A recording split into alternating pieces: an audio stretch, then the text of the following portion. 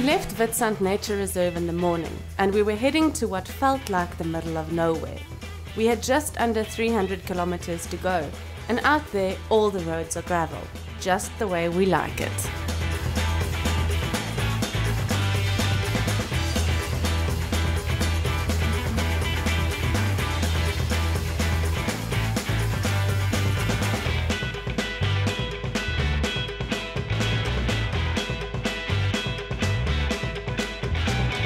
At long last, we were getting closer to our destination, and if you ask Alti, she'll tell you that the journey included 1,000 farm gates.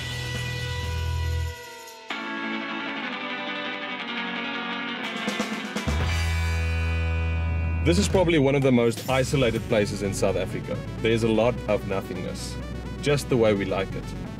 This place is called Verneukpan, or in English, Place of Betrayal.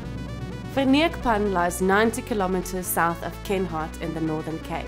It is a vast pan that is 57 kilometers long and 11 kilometers wide, and the surface is almost perfectly flat. It really does seem like a good place to see just how fast you can go.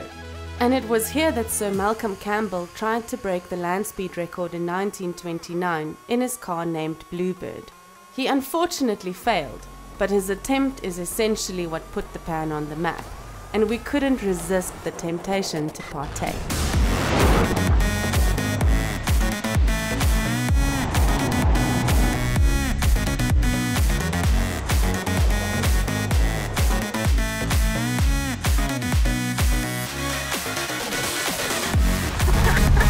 Please don't throw the van over. Whoa!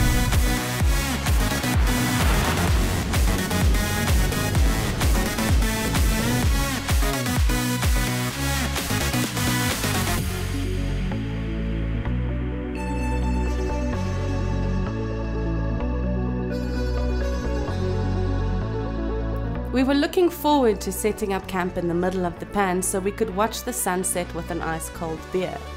But there was a slight snag in our plan.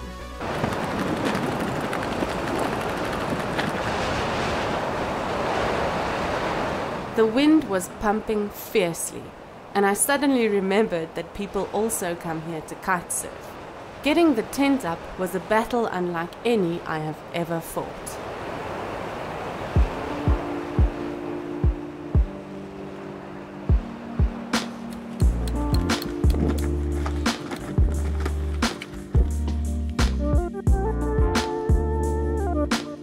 I finally won the war with the wind, and the sunset was simply splendid. That was such an intense experience trying to put that tent up in this wind. I now understand why they all camp at the entrance where the actual camp is, where the kitchen is built up like a big dune, because this wind is just absolutely insane. But it's still really beautiful. This side of the car is completely quiet, so I think we need to see if we can start a fire right here so we can at least have a braai, but that's going to be the next challenge.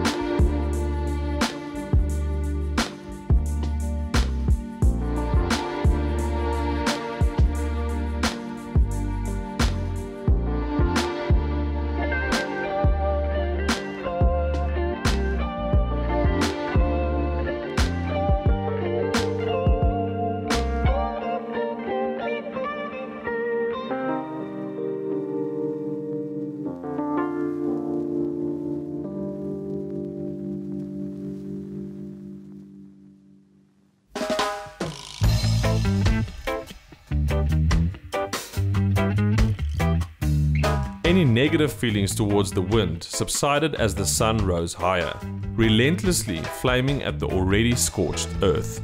So the wind came from that side yesterday. At 1 this morning it stopped, and then it started early this morning again. And it's coming from that direction now. Coffee.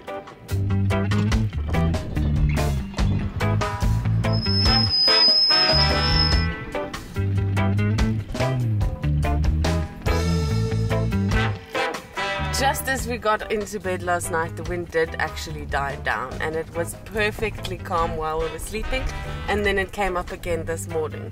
But I cannot believe that this tent withstood that wind. Not a single peg came out or anything.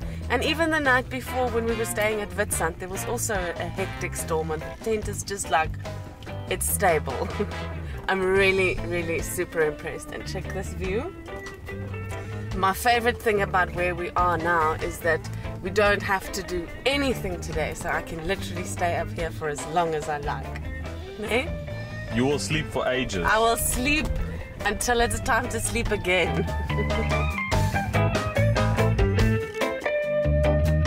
Camping in the wild like this obviously means no ablution facilities, but it also means you get to choose your own view from the toilet. I was also excited to test the new instant Ensuite the guys at Ironman 4x4 had recently fitted for us.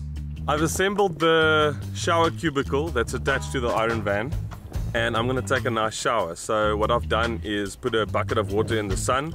It didn't heat it up at all because there's too much wind, but not that you need one. It's very handy if you're camping with other people and you don't want people to see your naked body. So here I go.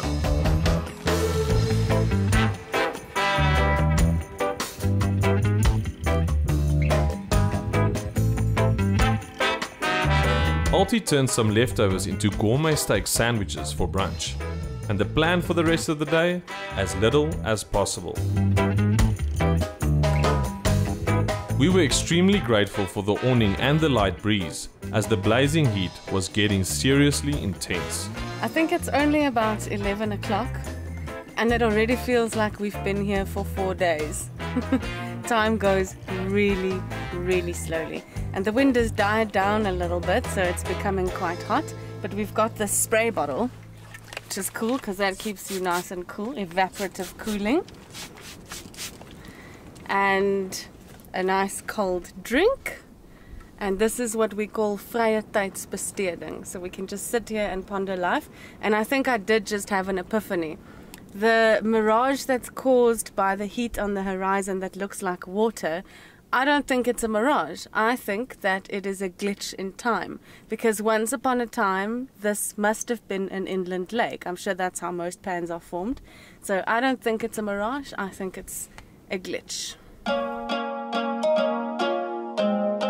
This is a remarkable place.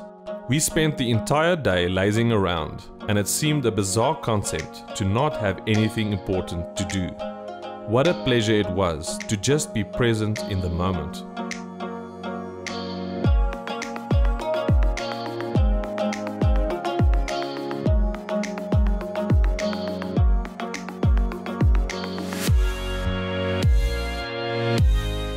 This day we spent at Verneukpan was an exceptional one.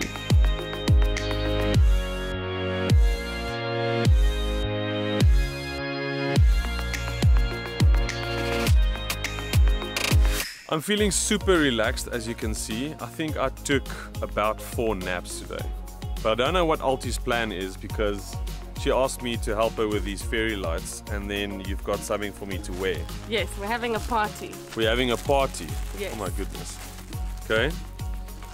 So like a mini festival in the pans. Absolutely. Or in the pan. Is this hair? No. Oh, is it a skirt? Yes. Oh my goodness.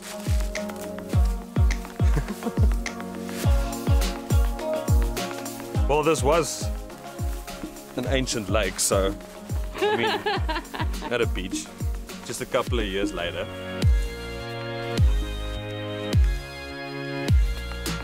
Am I festival ready? You are festival ready. Woohoo!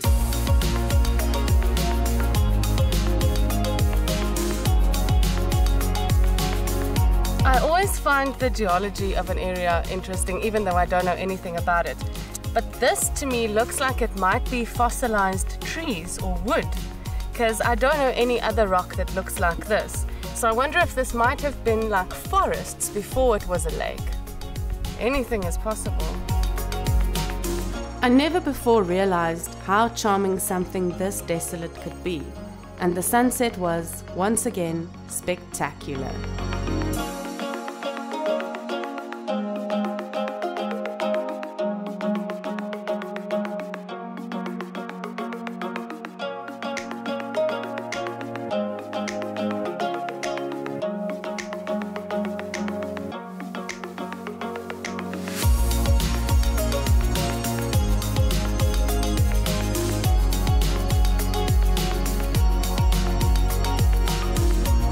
On tonight's menu we have some fillet sausages wrapped in bacon.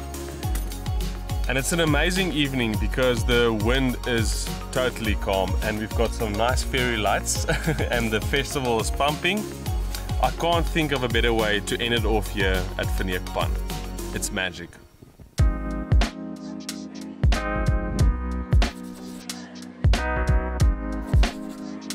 From here on out we are on our way to camp next to the Orange River.